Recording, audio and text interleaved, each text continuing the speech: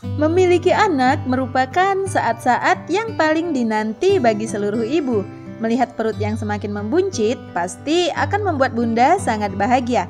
Meskipun demikian, Bunda harus tetap memperhatikan perkembangan janin dari minggu ke minggu, agar pertumbuhan dan kesehatan janin tetap terjaga. Lalu, apa saja yang perlu Bunda ketahui tentang perkembangan janin? Simak ulasannya berikut ini ya Bun.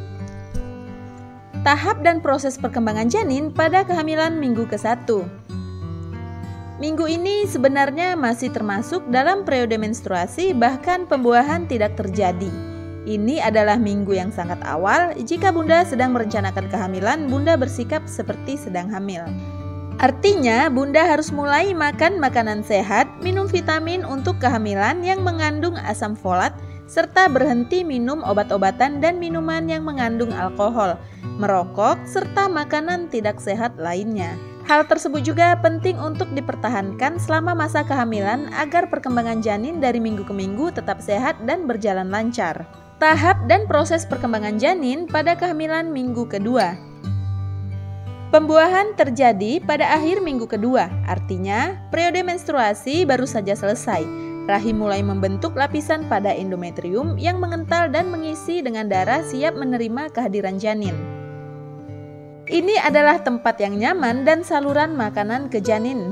Pada saat yang sama, salah satu dari ovarium berkembang dalam persiapan untuk ovulasi.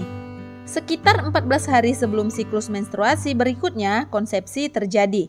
Ovarium melepaskan telur yang siap untuk dibuahi lebih bawah, tuba falopi menunggu untuk saluran pasangan.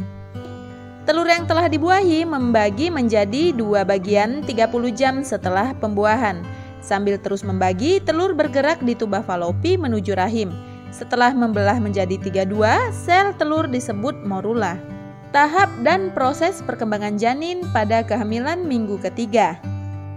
Perkembangan janin dari minggu ke minggu sampai kehamilan minggu ketiga mungkin Bunda masih belum sadar jika sedang hamil. Kehamilan terjadi ketika sperma membuahi telur yang matang di tuba falopi, yang berubah menjadi blastosit yang masuk ke dalam saluran tuba dan kemudian ke dalam rahim. Setelah sekitar 5 hari, blastosit menempel pada rahim tersebut. Tahap dan proses perkembangan janin pada kehamilan minggu keempat. Dalam pekan ini, sekelompok sel-sel baru ditanamkan berkembang sangat pesat. Berkembang dan berkerumun, kelompok sel dibagi menjadi 2 bagian, satu menjadi plasenta dan lainnya menjadi janin. Pada akhir minggu ini, mungkin Bunda akan mendapatkan hasil yang positif jika menggunakan tes PEG. Ada banyak tes yang dapat menunjukkan hasil positif bahkan 10 hari setelah pembuahan. Tahap dan proses perkembangan janin pada kehamilan minggu kelima. Minggu ini panjang janin sekitar 1,27 mm.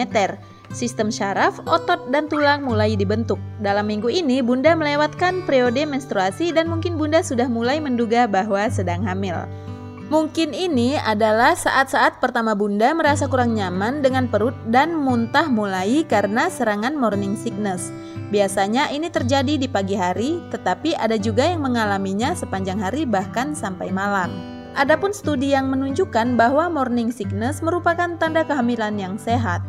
Tapi kalaupun Bunda tidak mengalaminya, tidak perlu khawatir karena sebenarnya ini hanya satu gejala kehamilan.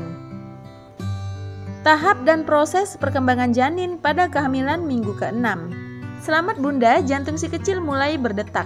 Pada perkembangan janin dari minggu ke minggu periode kehamilan minggu ke-6, embrio berbentuk dengan panjang sekitar 1/17 inci.